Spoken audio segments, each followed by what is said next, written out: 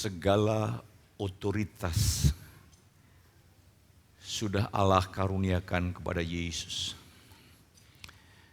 Dan Tuhan Kau mengendaki menjadikan segala bangsa adalah murid-Mu untuk mengajar supaya mereka, umat-Mu di tempat ini, melakukan segala yang Tuhan perintahkan. Itulah makna Tuhan Yesus, Engkau menjadi Tuhan, Tuan atas alam semesta, atas jagat raya. Itu makna artinya Tuhan, Yesus sebagai Tuhan atas hidup kami. Mari Bapa perlengkapi kami dan Roh-Mu bekerja merombak hidup kami. Demi nama Yesus kami berdoa. Haleluya. Amin. Saya silakan duduk kembali. Shalom. Iya. Yesus mendekati murid-muridnya. Dan dia berkata, kepadaku telah diberikan segala kuasa. Di sorga dan di bumi. Dari kata exousia, otoritas. Jadi sebagai contoh adalah seperti presiden kita diberi otoritas atas bangsa Indonesia yang ditopang oleh undang-undang. Demikian Yesus telah diangkat Allah menjadi Tuhan, jadi Tuan. Dia punya otoritas penuh atas surga dan bumi. Dan melalui pendekatan yang Yesus lakukan, meyakinkan, meneguhkan murid-muridnya, dia berkata, karena itu, jadikanlah segala bangsa muridku. Baptislah mereka dalam nama Bapa dan Putra dan Roh Kudus. Tenggelamkan mereka, artinya tenggelamkan mereka di dalam maksud, tujuan, dan kepentingan Allah. Ajar mereka untuk melakukan segala sesuatu yang kuperintahkan kepadamu. Jadi mari kita punya pemahaman yang sama. Sebagai hamba-hamba Tuhan yang mewakili otoritas yang tertinggi, punya satu tujuan. Untuk menjadikan jemaat umat Tuhan murid. Artinya umat yang siap melakukan segala yang Ia perintahkan. Bagi umat Tuhan, bagi setiap saudara yang mendengarkan, saudara punya pemahaman yang sama. Bahwa keberadaan saudara ini adalah harus menjadikan Yesus Tuhan. Kurios, artinya Yesus yang berdaulat berkuasa penuh dan respon umat. Tuhan adalah, ya, aku siap melakukan kehendak-Mu. Ini yang Tuhan inginkan bagi gerejanya.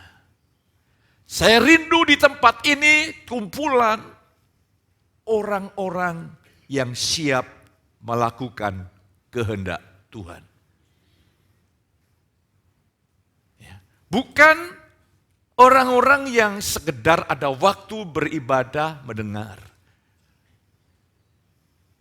Dan setelah itu melupakan, bukan. Mari saya ingin ajak dengan pemahaman ini saudara harus memiliki pemahaman saudara dipanggil untuk mendengar dan mentaati. Kita akan lihat hari ini, kita akan lihat bersama hari ini supaya saudara bisa memahami kebenaran yang Allah anugerahkan. Judulnya adalah ketaatan iman. Mari kita akan baca Ibrani 11 ayat 8 sampai 9. Ketaatan iman. Supaya saudara bisa betul-betul mengalami, memahami kebenaran yang luar biasa yang saya percaya ini akan memerdekakan kita, yaitu kebenaran iman. Kita baca 2-3. Karena iman Abraham taat.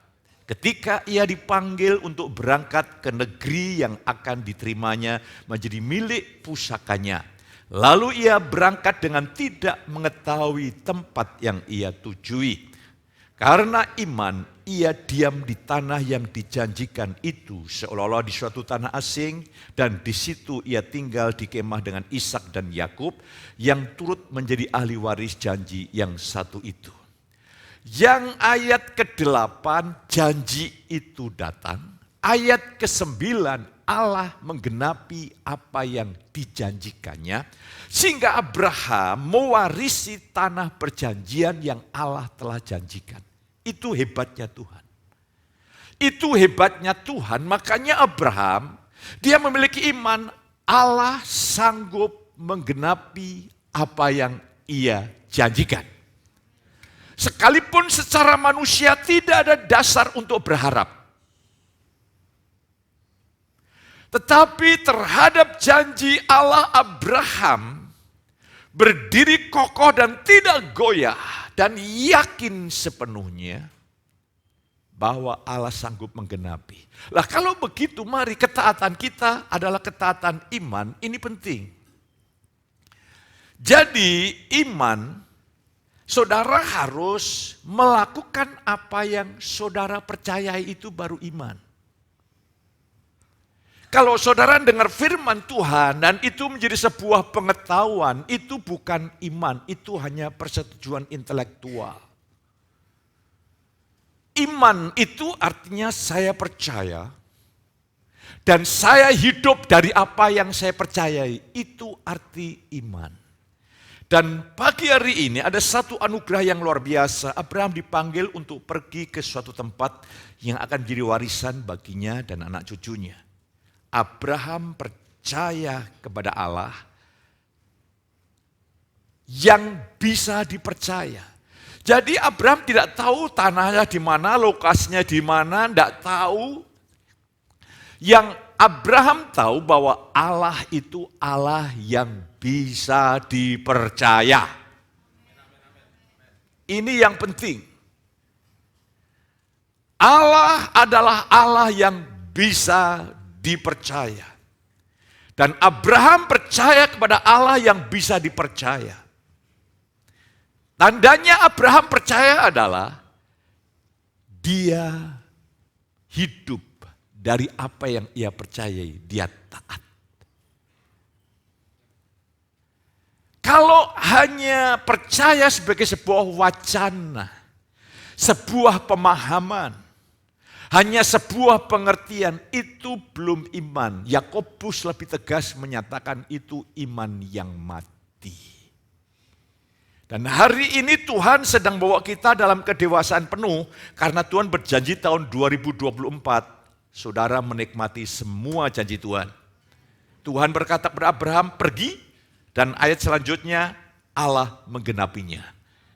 Lah mari, bagi Abraham, bagi kita adalah meresponi anugerah Tuhan.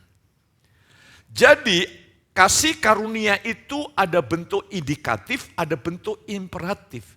Indikatif itu fakta ilahi yang Tuhan anugerahkan karena ketaatan Yesus. Dari ketaatan Yesus muncul sebuah perintah imperatif supaya umat-umat Tuhan juga taat.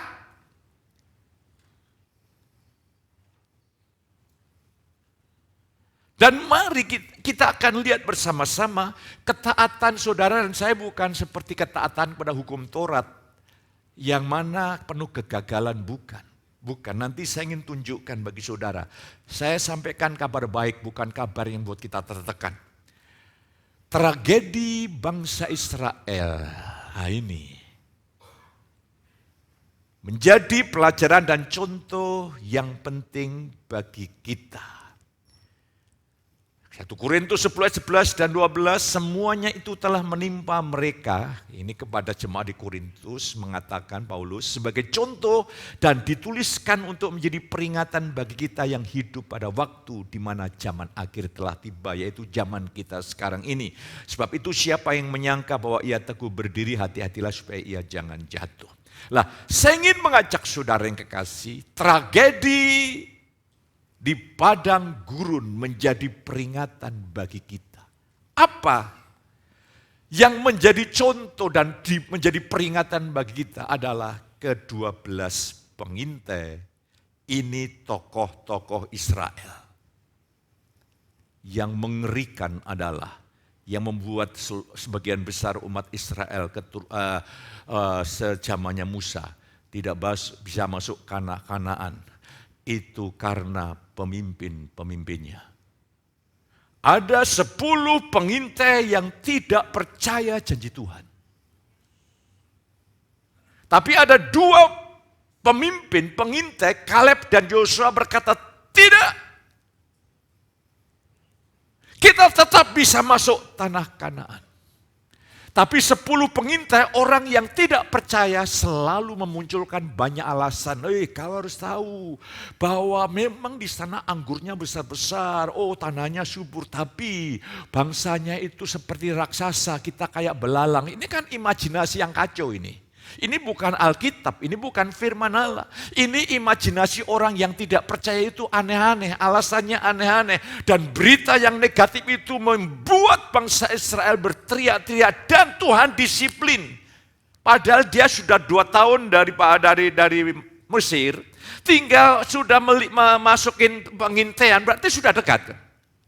Sudah kira-kira beberapa hari sudah sampai di Kanaan. Tapi karena ketidakpercayaannya diputar Tuhan 38 tahun. Tetapi Kaleb dan Yosua dan generasi Kaleb dan generasi Yosua masuk tanah perjanjian. Menikmati janji Allah. Ibrani 3, Rasul Paulus berkata ayat 19. Mereka tidak masuk tanah Kanaan karena ketidakpercayaan. Hari ini mari, luar biasa. Jadi hari ini dosa terbesar bagi umat Tuhan perjanjian baru adalah dosa ketidakpercayaan. Ketika saudara tidak percaya, saudara sedang menutup Tuhan bekerja. Tapi ketika saudara percaya, artinya saudara memberikan kesempatan Tuhan menggenapi apa yang Ia janjikan. Apakah saudara tidak yakin? Daud berkata, dulu aku muda, sekarang aku tua. Dan aku belum pernah melihat orang yang takut akan Tuhan meminta-minta roti. Yang jadi masalah saudara tidak percaya. Kalau saudara percaya firman Allah itu, saudara akan total memposisikan diri orang yang hormat kepada Dia. Hari ini mari saya ingin mengajak kita sekalian untuk melihat.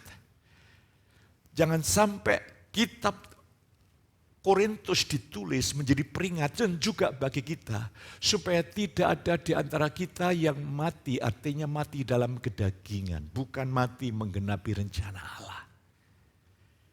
Terus kita akan lihat, tindakan iman berarti memberi kesempatan Allah untuk menggenapi apa yang Dia janjikan.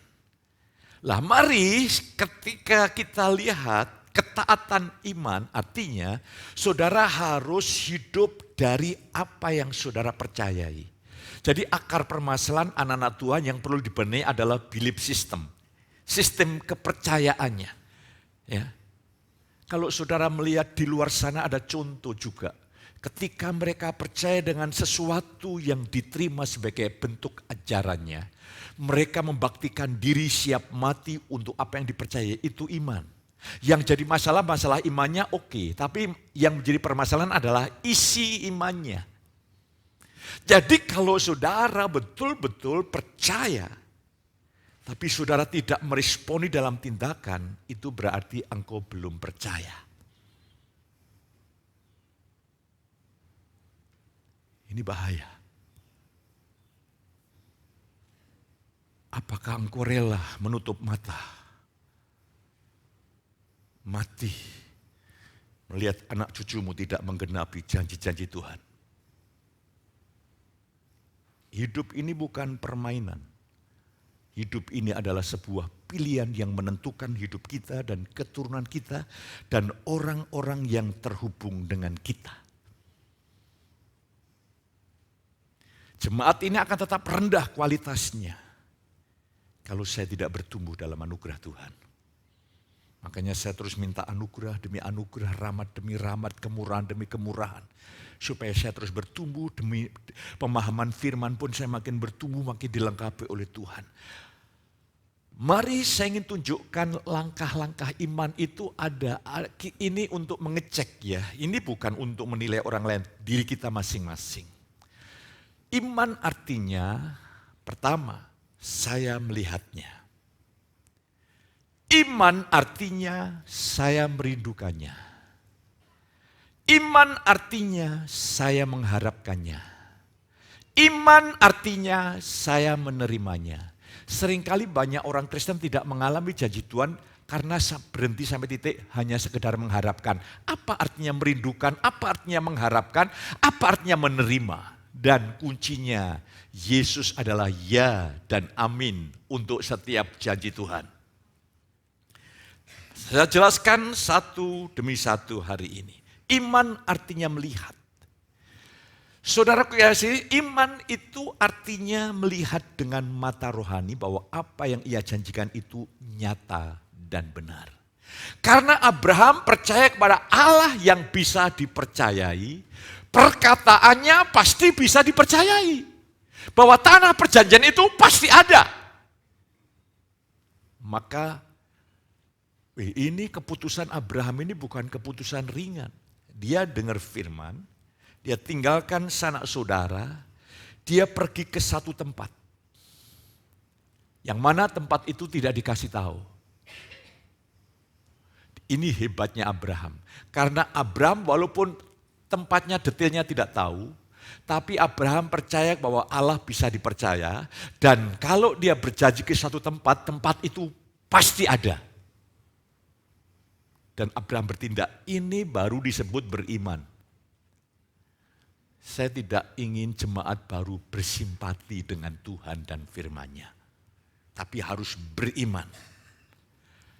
Mari hari ini saudara kasih, iman membuat kita dapat meyakini bahwa apa yang dia janjikan itu nyata sebagai fakta ilahi.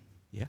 Alkitab mengajarkan bahwa iman adalah dasar dari segala sesuatu yang kita harapkan. Saya ingin menjelaskan tentang iman ini Ibrani 11 ayat yang pertama. Iman adalah dasar dari segala sesuatu yang kita harapkan. Jadi orang beriman selalu punya pengharapan. Dan dasar pengharapan kita bukan manusia, bukan dunia, bukan keadaan sekeliling yang berubah-ubah terombang-ambing. Dasar pengharapan kita cuma firman. Jaminan hidup kita adalah firman. Kita ini sebetulnya punya dasar iman. Ketika saudara ikut asuransi, di sana ada jaminan, saudara percaya. Masa depan saudara, keuangan masa depan saudara, kesehatan saudara, biaya kesehatan saudara, engkau yakin dijamin oleh asuransi.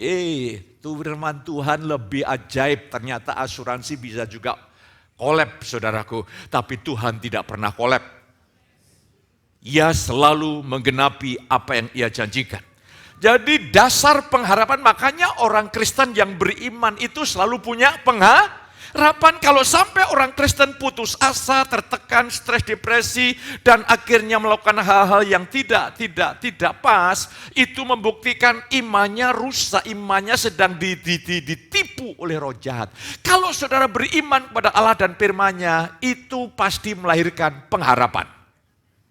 Dan iman adalah bukti dari segala sesuatu yang tidak kita lihat. Jadi begini, ketika Abraham pergilah ke satu negeri itu iman, itu artinya negeri itu sekalipun belum dilihat mata oleh Abraham, tapi negeri itu pasti ada. Dan itu menjadi bukti fakta. Jadi saudaraku, yang saudara lihat ini bukan fakta. Yang kau lihat dengan makta, ini orang dunia berkata fakta, ini bisa berubah. Fakta yang sejati adalah firman. Semua bisa berubah. Makanya mari kita harus melihat ada fakta ilahi yang Tuhan janjikan kepada kita. Ini kan hidup yang sebetulnya memberikan pengharapan yang luar biasa. Ya. Jadi ketika saudara beriman, engkau tahu fakta masa depanmu akan mengalami janji-janji Tuhan yang luar biasa. Itu akan jauh berbeda. Jadi mari hari ini iman itu artinya melihat. Tuhan menjanjikan kepada Abraham tanah perjanjian.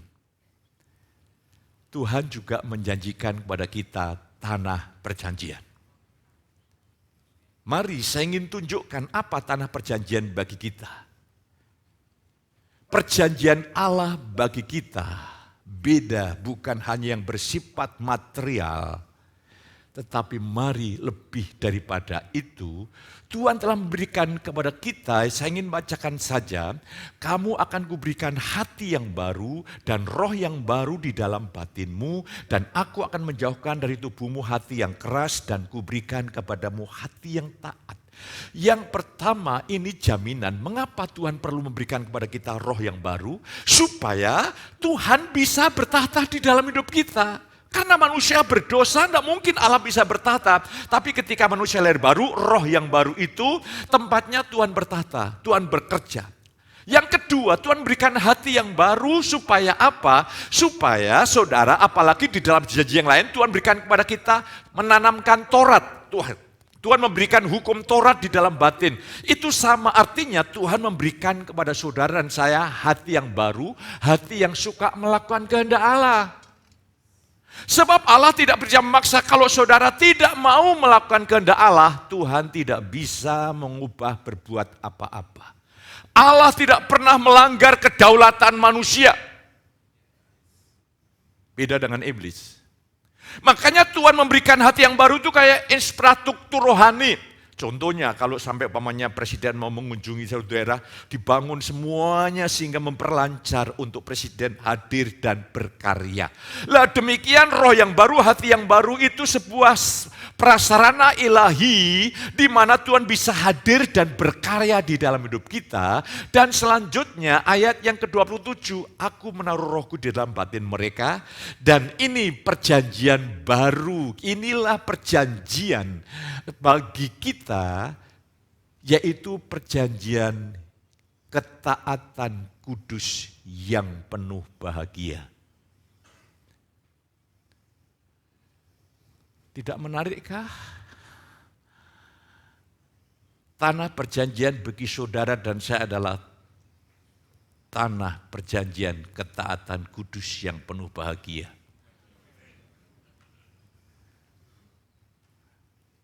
Kok enggak cocok dengan selera saya, Pak? Seleramu perlu diubah. Engkau harus punya selera ilahi.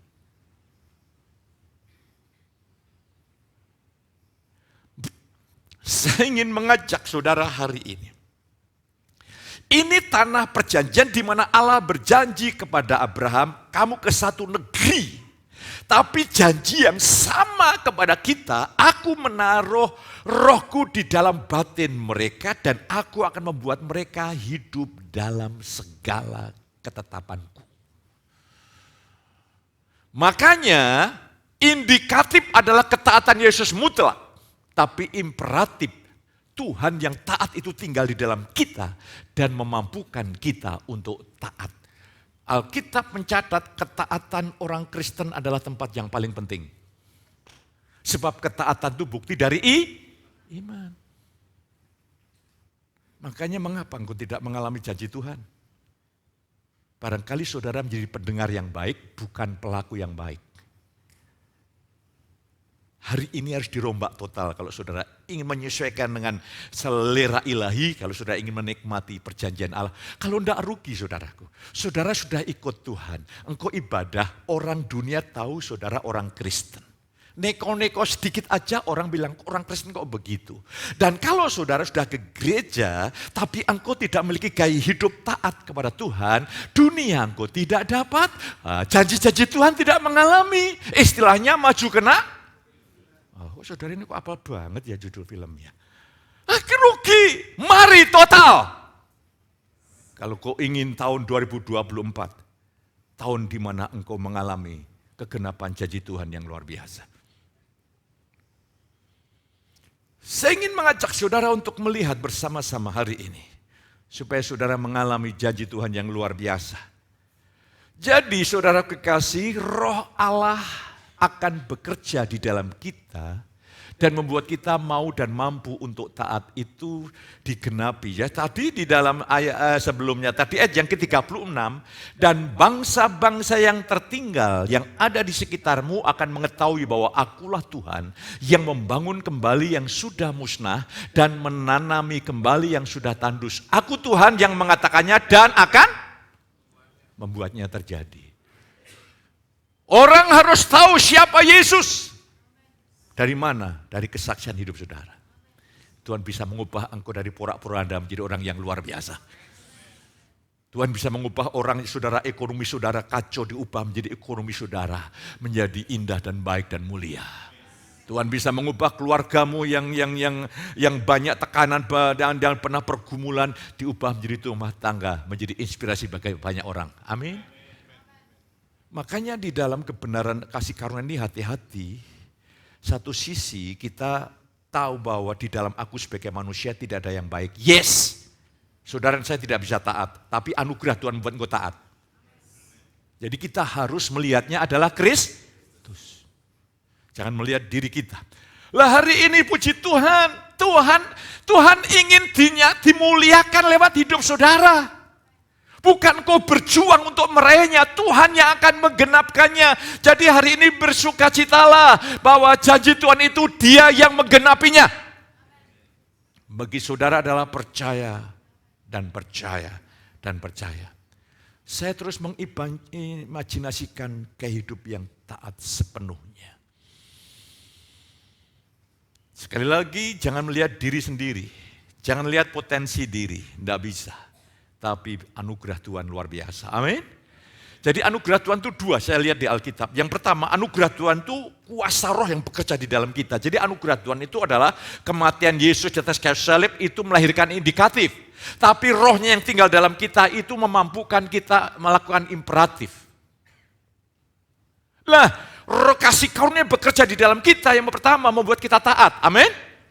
Kasih karunia yang kedua adalah Paulus berkata, aku bekerja lebih keras dari mereka semuanya. Bukannya aku, melainkan. Jadi kasih karunia itu membuat engkau bekerja keras untuk kerajaan Allah. Itu kasih karunia. Dan mari hari ini kita akan lihat bersama-sama saudaraku. Jadi Tuhan akan membawa saudara memasukin kehidupan taat, kudus dan penuh bahagia. Katakan amin. Bagi dua pengintai berkata, yes kita bisa masuk tanah Kanaan.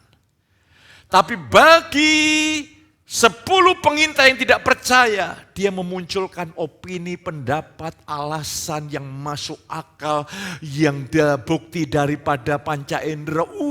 Kacau. Demikian juga janji ini bagi engkau yang percaya bahwa Allah sanggup buat engkau taat penuh, engkau akan berkata yes. Tapi bagi jemaat yang tidak percaya akan banyak argumentasi. Bukankah pengalaman membuktikan bahwa kekristenan itu melahirkan kegagalan, beban, tekanan. Hidup dalam ketaatan itu penuh dengan beban, tekanan. Dengar, justru hidup yang di luar ketaatan itulah yang penuh beban. Tekanan, stres, depresi. Hidup yang paling bahagia itu ketika engkau dengar dan melakukannya. Mari kita punya sebuah penglihatan rohani hari ini. Seringkali tanpa sadar mata rohani kita ini dibutakan oleh ilalah dunia ini. Tuhan kan berkata kepada jemaat di Efesus supaya mata hatimu terang. Sehingga kamu dapat mengerti pengharapan betapa kayanya kemuliaan bagian yang ditentukan bagi orang kudus. Betapa hebat kuasanya bagi yang percaya. Janji itu luar biasa. Injil itu kekayaan Allah. Tapi karena kita tertutup, kekristenan kita pikir penuh beban, tekanan, gagal, stres, berusaha gagal. Oke, itu kemarin boleh, tapi sejak hari ini Tuhan membuat engkau tidak gagal lagi. Apa yang terjadi? Ini kasih karunia itu lengkap seperti ini. Ketika saya terus mendalami anugerah Tuhan membukakan dan menyingkapkannya. Tapi bagi yang tidak percaya, wah, masa? Makanya orang berkata, masa? Yang kedua, kok enak?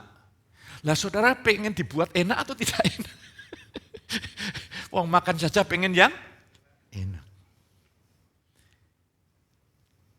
Hari ini saya ingin terusin. Yeskiel tadi, oke. Lah iman itu artinya melihat. Saudara hari ini harus melihat bahwa janji itu jelas. Rohku akan kuberikan diam di dalam kamu dan aku akan membuat mereka hidup dalam segala ketetapanku. Ketika saya mengucapkan firman Allah ini, iblis menyerang pikiran saya. Saudara, masa? Mana mungkin? Saudara mengalami banyak kecamuk di sini. Pan kita masih di dalam dunia. Iya. Pertanyaannya, 12 pengintai yang masuk Kanaan berapa orang? 2 orang. Berarti ada yang masuk, ada yang tidak masuk. Ada yang menggenapi janji Tuhan, ada yang tidak menggenapi janji Tuhan. Sekarang ini kekristenan kita harus masuk real. Kita bukan kekristenan yang mencoba-coba, bukan. Ya. Saya kemarin mendengar sedikit kesaksian dari, saya besok ada satu jemaat rumah sakit dari Dr. Yuniarti. Ketika sharing di care group, waduh luar biasa. Mereka makin memahami kebenaran yang saya bagikan. Dan saudara harus bersyukur, kebenaran saya bagikan ini berurut gitu loh. Berurut-urut itu ada hubungannya, dan itu semuanya pekerjaan roh dilengkapi dengan khotbah anak saya. Lah kalau seandainya gereja ini menjadi saya bukan pendeta gembala, saya koordinator gereja. Tugas saya hanya ngundang pendeta satu, yang kedua, minggu kedua, ketiga. Nanti saudaraku pendeta yang A berbicara yang penting ini, minggu berikutnya yang penting ini, minggu berikutnya yang penting ini. Itu kalau tidak hati-hati akan melahirkan jemaat yang suka mendengarkan hal-hal yang baru dan bingung. Artinya di sini sudah diberi menu. Dan ketika saudara kurang begitu paham, engkau dilengkapi di dalam care group. Lah kok care groupnya kok belum semua? Nanti semua akan dilibatkan di dalamnya. Makanya cepat beranak cucu ya. Supaya saudara tetap berkembang dan yang ini sudah terjangkau. Saya melihat hasilnya luar biasa. Lah, saya ingin mengajak iman membangkitkan keinginan yang kuat. Bagi umat Tuhan yang percaya bahwa Allah pasti berkuasa menggenapi apa yang dijanjikannya, hal itu akan membangkitkan minat kerinduan yang kuat untuk mengalaminya. Jadi kalau saudaraku jemaat yang percaya bahwa firman Tuhan berkuasa mengubah hidupnya, mengubah nasibnya, mengubah masa depannya, mengubah keluarganya, mengubah keturunannya, apa akibatnya ketika jemaat punya iman yang kuat? Mereka mempunyai kerinduan yang kuat untuk apa? Beribadah. Karena di dalam ibadah kau dengar firman. Mengapa jemaat tidak rindu beribadah? Sebenarnya tidak punya iman. Aku tidak dapatkan apa-apa di ibadah. Lah kalau orang sudah berkata aku tidak dapatkan apa-apa di ibadah, Tuhan nanti tidak akan memaksakan berkat-Nya. Maka ketika sudah tahu di dalam firman itu ada kekayaan Allah, di dalam Injil itu ada kekayaan Tuhan yang begitu lengkap, utuh dan luar biasa, membuat hidup kita ini memiliki kehidupan yang taat sepenuhnya. Pengalaman membuktikan berapa banyak ketidaktaatan saudara membuat engkau tertekan, stres, sakit, menderita, tidak bahagia, tidak bisa tidur, stres. Itu karena ketidaktaatan. Ya, rumah tangga diambang kehancuran, semuanya adalah bentuk ketidaktaatan. Nah hari ini Tuhan memberikan jaminan tanah perjanjian, ketaatan kudus yang penuh bahagia. Oh, luar biasa. Haleluya.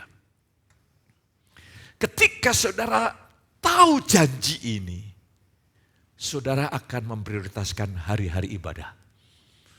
Dan saudara mulai mendekatin yang ikut sekar grup itu supaya saudara sudah bangun hubungan, nanti segera dibuka yang baru. Karena saudara tahu tidak ada cara lain. Istri saya bilang, berkat Tuhanlah yang menjadikan kaya. Jadilah tidak menambahinya. Kalau saudara tahu di situ rahasianya, engkau akan menjadi orang yang mencari Tuhan. Coba berapa banyak saudara tidak kehilangan firman hanya karena alasan-alasan yang sepele. Sebetulnya kau bisa tunda acaramu untuk engkau ibadah lebih dahulu. Tapi begitu ringan dan mudahnya kau tinggalkan ibadah begitu saja. Tapi mulai hari ini di dalam ibadah itu ada janji-janji yang luar biasa.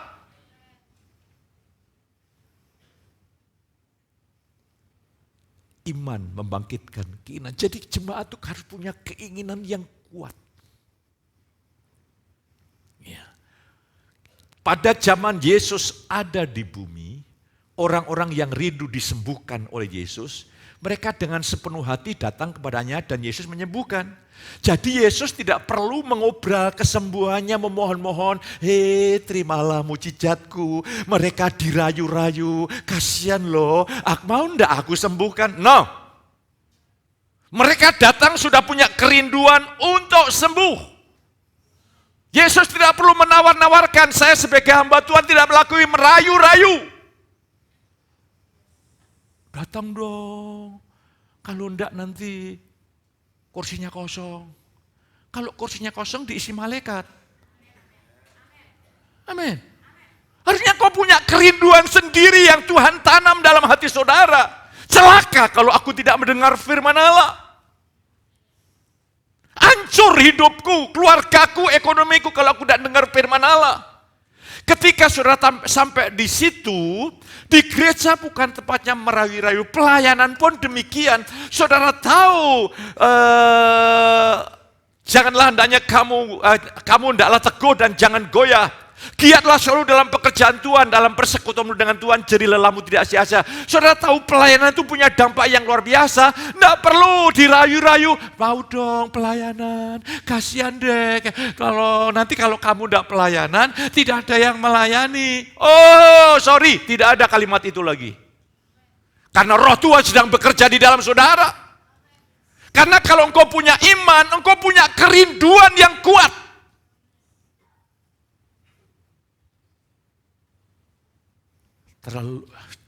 Sudah tiba waktunya. Mimbar bukan untuk tempat merayu, tapi untuk menyatakan kebenaran. Ini otoritas. Segala kuasa di surga di bumi ada dalam tanganku. Begitu ajaib.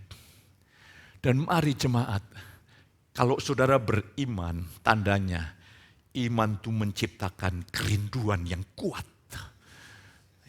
Mengapa orang, contohnya begini, mengapa orang tidak gila-gilaan memperjuangkan menjadi pendoa syafaat? Karena tidak punya iman. Dia pikir doa, apa artinya? Ketika doa syafaat setiap pagi itu mengubah sejarah, engkau akan gila-gilaan di sana. Semuanya dari iman aja sebetulnya. Coba kalau contohnya ada di Kudus ini, orang sakit parah yang tidak ada sembuhkan. Terus dengar kabar, di atas Gunung Rahtawu. Wah, itu harus naik ke sana. Setelah naik, dukonya di atas pohon yang tinggi, harus panjat pohon. Tapi karena saking rindu ini dengar kabar begitu, orang itu akan pergi ke sana. Lah, di sini ketika kau iman, yes, Tuhan mengubah hidupku. Tuhan mengubah segalanya hidupku. Jemaat itu langsung yes, antusias. Kayak perempuan yang sudah habis uangnya dan pesakit pendarahan. Sisa-sisa tenaganya digunakan. Kalau aku bisa menjamah jubah Yesus, aku sembuh. Itu sebuah perjuangan yang hebat karena lahir dari sebuah kerinduan untuk sembuh. Sekalipun Yesus dikelilingi banyak orang, dia dengan sisa-sisa tenaga yang ada, dia berusaha untuk bisa menjamah jubahnya. Itu membutuhkan sebuah usaha. Mari saya yakin mulai hari ini tidak ada jemaat yang tidak punya kerinduan yang kuat untuk mengalami perjumpaan dengan Tuhan di tempat ini. Saya berdoa untuk setiap para pemain musik, supaya semuanya terlibat di dalam ikut CG. Saya doakan semua. Sebab apa? Kalau tidak, nanti saya lihat itu kita hanya mendengar tapi tidak mengalami. Padahal Tuhan ingin menyatakan dirinya, kehebatannya di dunia ini lewat hidup kita. Lewat masalah kita, lewat kesulitan kita, Tuhan ingin menyatakan kedahsyatannya. Jadi hari ini saya berdoa supaya kerinduan itu Tuhan bangkitkan. Makanya saya rindu berdoa. Saya kalau ada waktu saya berdoa. Karena saya tahu di dalam doa saya menikmati persekutuan. Saya bisa berdoa bagi jemaat. Satu-satu yang ini Tuhan. Oh yang ini belum begitu paham kerohaniannya Tuhan. Tolong buka mata rohaninya. Buka begini. Tapi selanjutnya serahkan dalam tanganmu Tuhan. Saya doakan saudaraku. Bukan wah Pak Petrus ini doanya hebat. Bukan. Ini hanya sebuah pengalaman normal di pimpin Roh Tuhan, bukan sesuatu yang istimewa. Ini normal saja. Yang ketiga, iman memberi pengharapan. Jadi, iman itu adalah melihat bukan dengan mata jasmani, tapi dengan mata rohani. Supaya mata hatimu terang sehingga kau dapat mengerti betapa kayanya kemuliaan bagian yang ditentukan bagi orang kudusnya. Betapa hebat kuasanya bagi yang percaya itu karena mata hatinya dibuka. Lah selama ini mata hati kita tertutup. Mari hari ini yang ketiga iman memberi pengharapan. Ada perbedaan besar antara keinginan dan pengharapan. Sebuah langkah maju kalau iman itu melahirkan sebuah keinginan. Itu sudah langkah maju. Tapi kalau engkau tidak punya keinginan, tidak punya kerinduan, yang perlu kita deteksi adalah barangkali imannya tidak ada.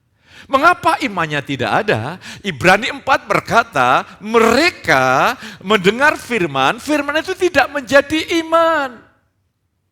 Karena firman itu terblokir oleh konsep pikirnya. Jadi banyak tanpa sadar umat-umat Tuhan itu banyak yang begini. Kalau firman Tuhan cocok dengan saya, yes, khotbahnya bagus. Tapi kalau firman Tuhan mulai menyentil, pendetanya kurang bagus. Mosok khotbah kok nyentil. Saya tidak pernah nyentil saudara loh. Ya, apalagi ngutil. Tidak pernah saudara kekasih. Nembak, iya. Karena memang perlu dibenahi.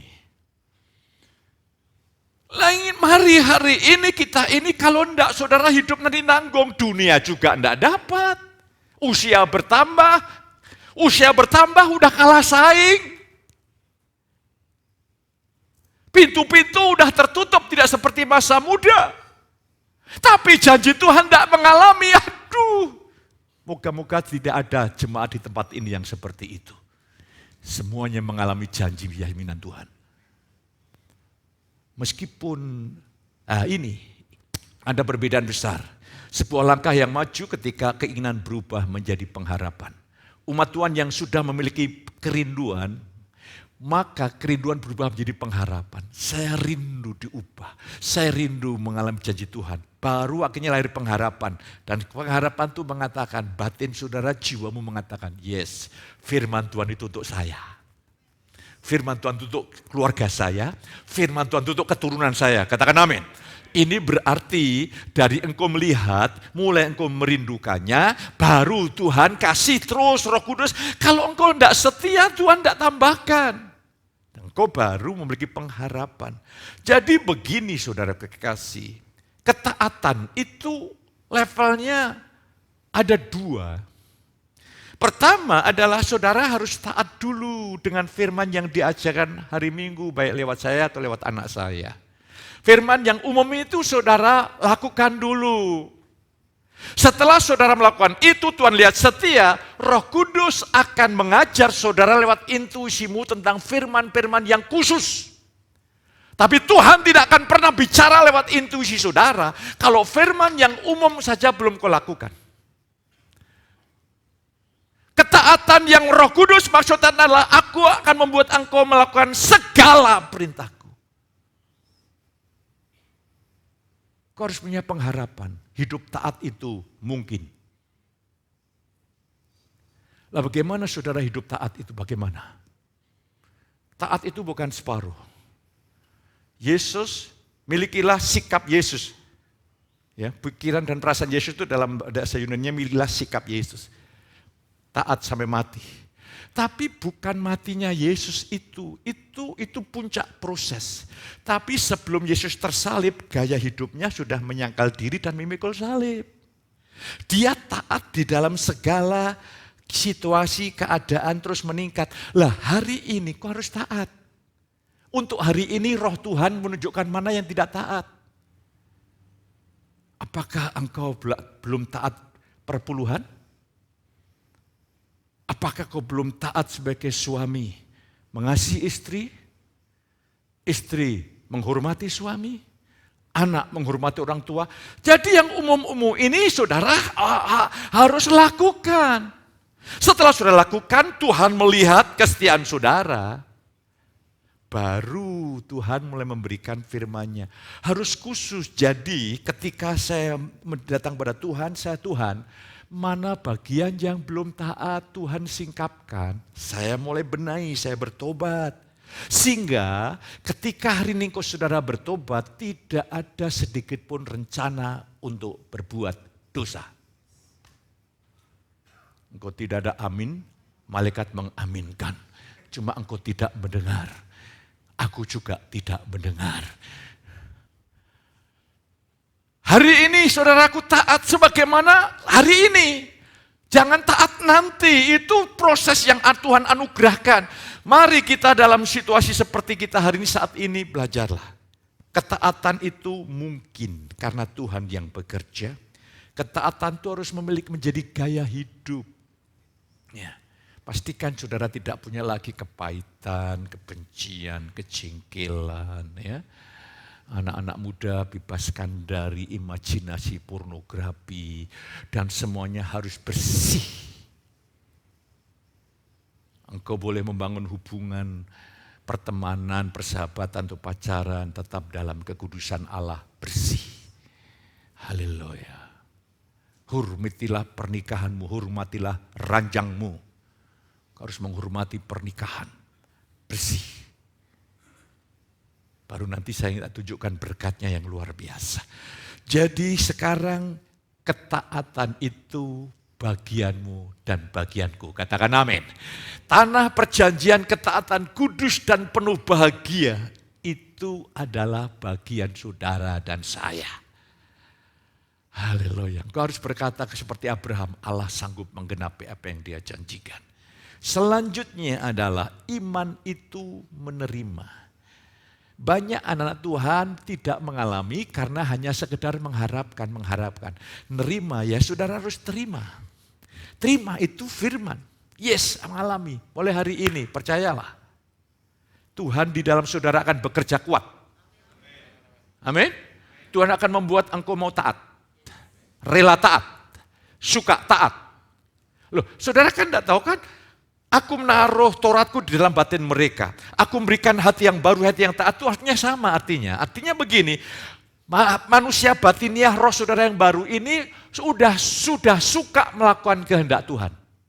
Mencintai Tuhan sungguh-sungguh. Jadi kalau saudaraku, saudara ini sekarang harus memposisikan begini.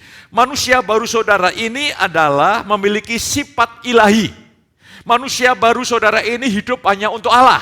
Manusia baru saudara ini duduk di sebelah kanan Allah Bapa. Manusia baru saudara ini penuh kelimpahan Kristus. Lah saudara bisa mendeteksi setiap angan-angan, pikiran-pikiran yang tidak kudus, yang tidak suci, yang mencoba memberontak firman Allah.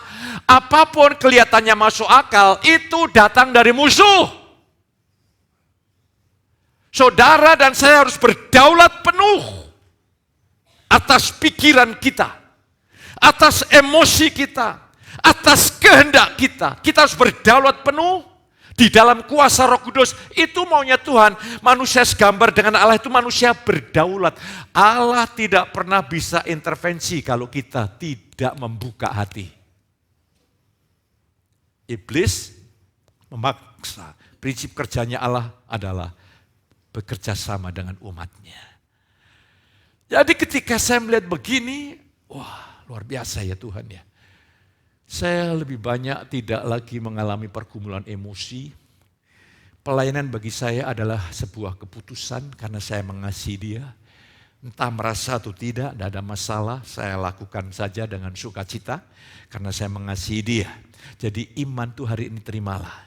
Iman berarti kita menerima apa yang telah Ia janjikan.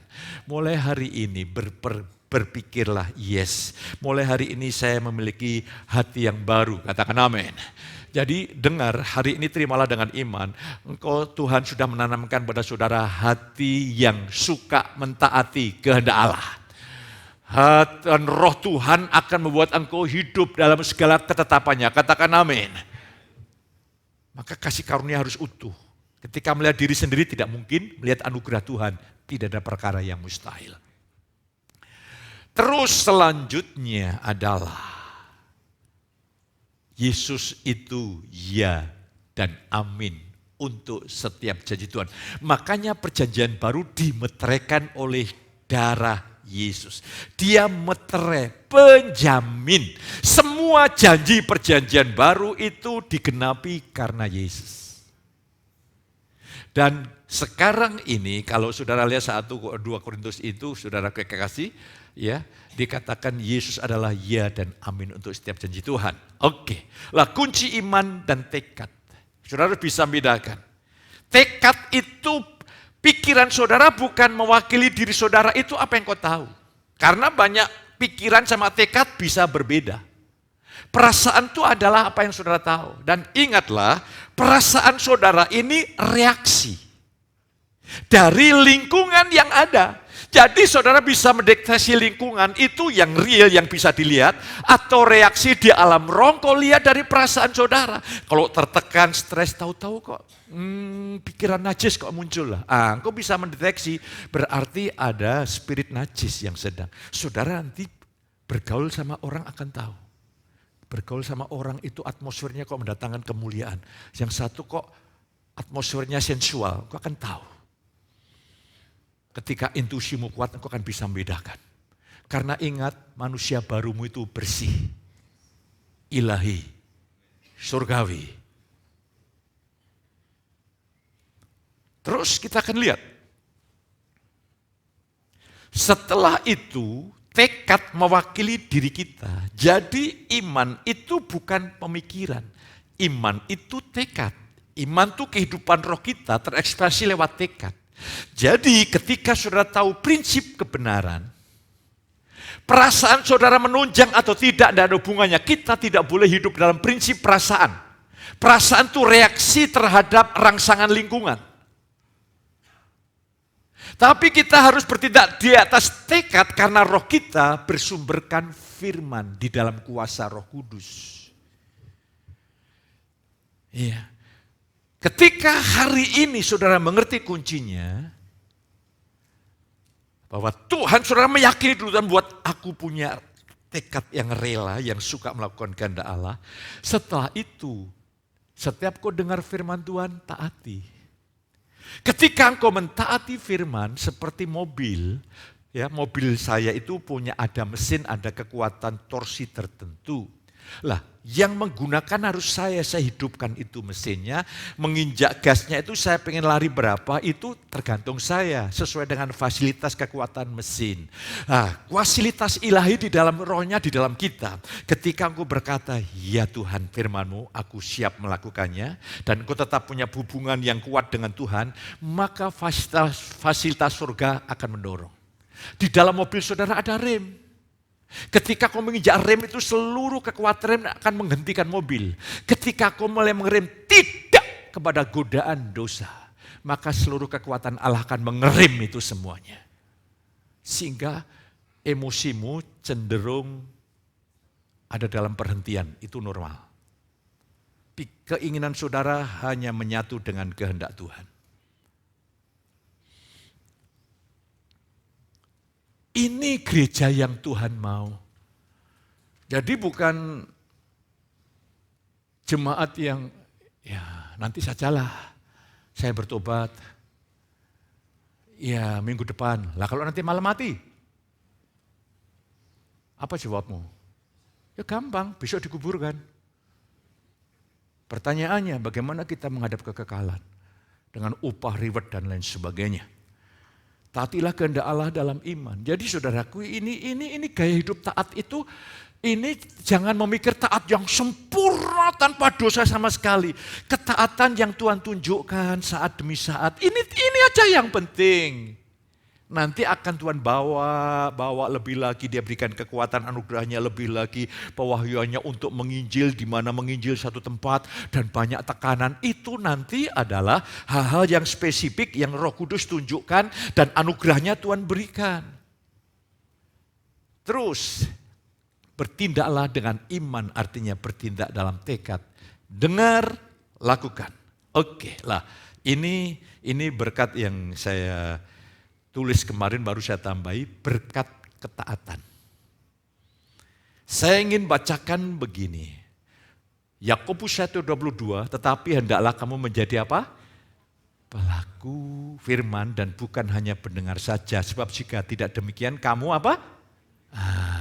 Mengapa orang suka menipu orang lain? Karena lebih dulu menipu siapa? Diri sendiri. Menipu diri sendiri karena apa? Dengar firman, tapi tidak mentaati. Terus, tetapi barang siapa meneliti hukum yang sempurna, yaitu hukum yang memerdekakan orang, dan ia bertekun di dalamnya, jadi bukan hanya mendengar untuk melupakannya, tetapi sungguh-sungguh melakukannya, ia akan apa? Makarios, berbahagia oleh perbuatannya.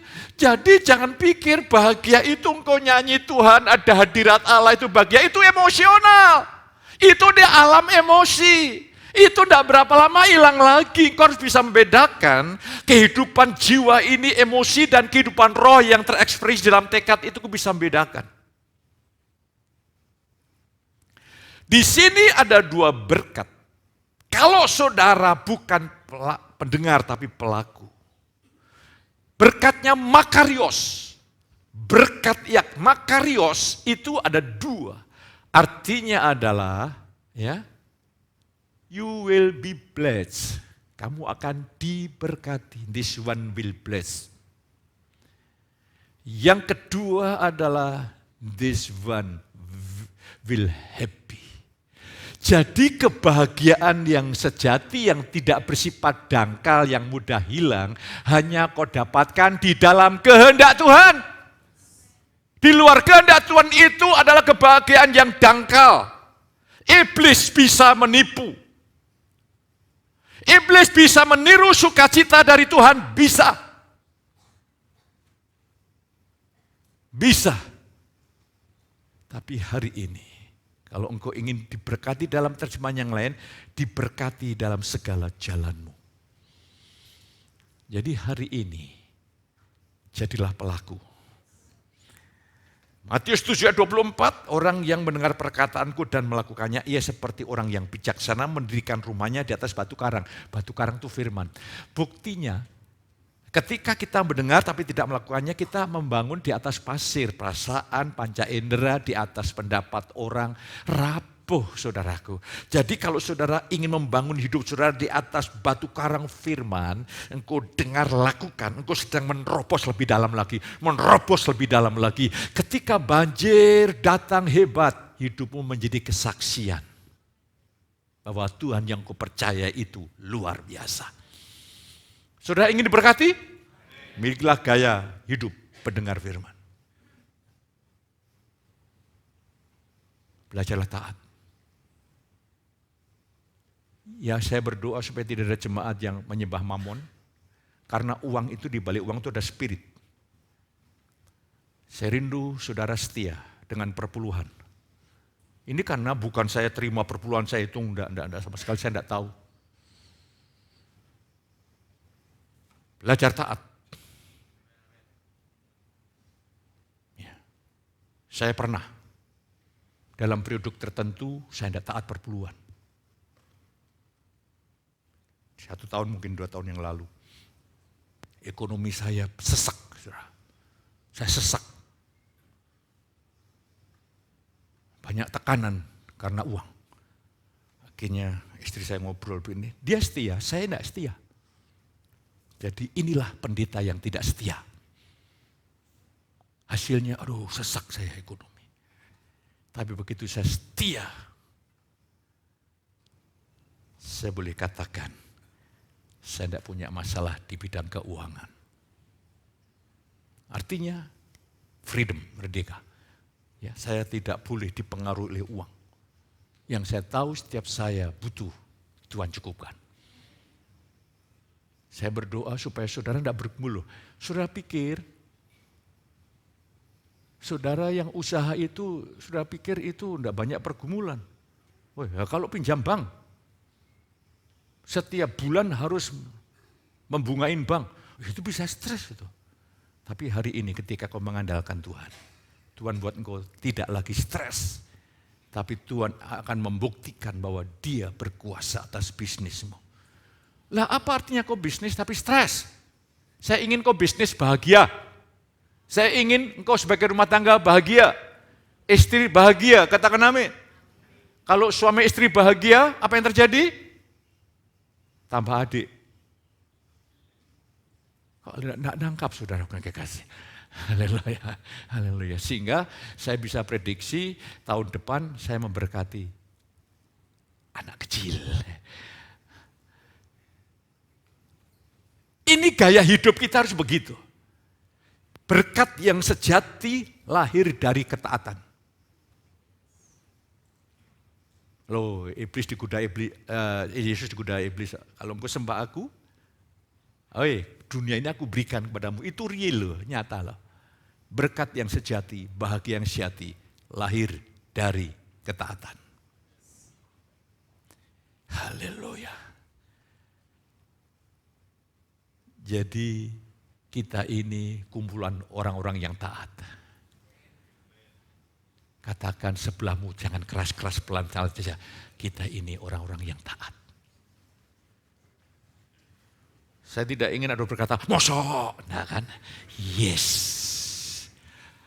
Yang membuat taat siapa? Tuhan. Jadi kekristenan saudara tidak nanggung. Ya. Yang sungguh-sungguh melakukannya. Saya ingin supaya kau harus baca tadi. Tetapi sungguh-sungguh melakukannya. Saya berdoa jemaat GBI Kudus sungguh-sungguh. Ini saya doakan terus. Dan puji Tuhan, saya berterima kasih kepada Tuhan ya, telah bisa menyampaikan isi hati Tuhan. Saya tidak berkata, saya terima kasih jemaat, engkau sudah mendengar. Engkau bukan, saya berterima kasih kau sudah mendengar. Engkau yang harus berterima kasih Pak Pendeta, sudah khotbah sama saya. Kalau saya tidak khotbah, aku tidak tahu. Karena saudara rindu kepada Tuhan. Haleluya. Wah, Pak Pendeta sadis, bukan sadis, bukan. Orang yang hidup dalam roh makin penuh belas kasihan. Saya doakan saudaraku. Saya doakan, saya berkati. Orang-orang tertentu muncul, Tuhan tunjukkan. Itu saya doakan. Ini punya pergumulan. Sampai saya tahu, saya bilang sama istri saya, Tuhan kasih tahu. Nanti ini mengalami pencobaan. Ini mengalami cobaan.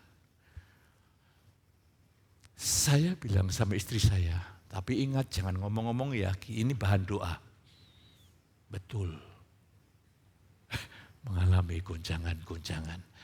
Karena apa? Karena sumber pengharapannya ada sesuatu yang bisa tergoncang. Kalau pengharapanmu pada Tuhan, engkau tidak goncang, diberkati Tuhan. Ya, karena saya sebagai Bapak Rohani akan mengerti, doa saya Tuhan berikan hikmat. Yakobus 1. Kalau di antara kamu kekurangan hikmat, mintalah hikmat. Sehingga saudara menjadi laki-laki yang bahagia. Wanita yang bahagia. Amin.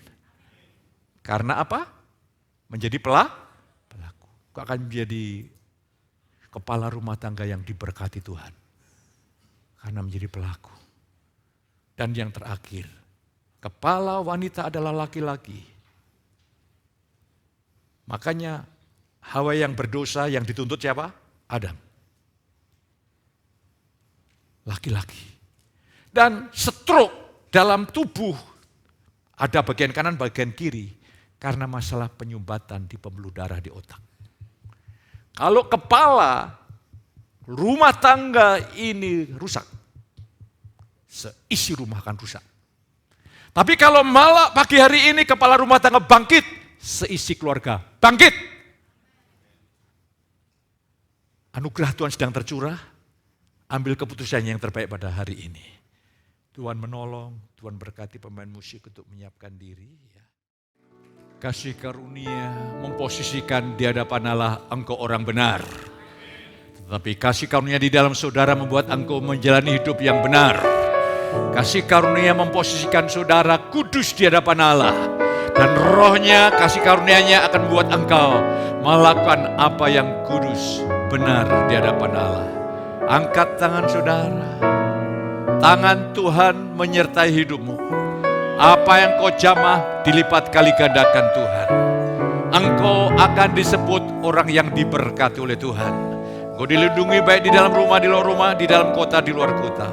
Pulanglah penuh dengan sukacita di dalam berkat Bapa, kasih sayang Tuhan Yesus dan persekutuan Roh yang Kudus menyertai saudara ini pagi sampai selama-lamanya. Yang diberkati katakan sama saya.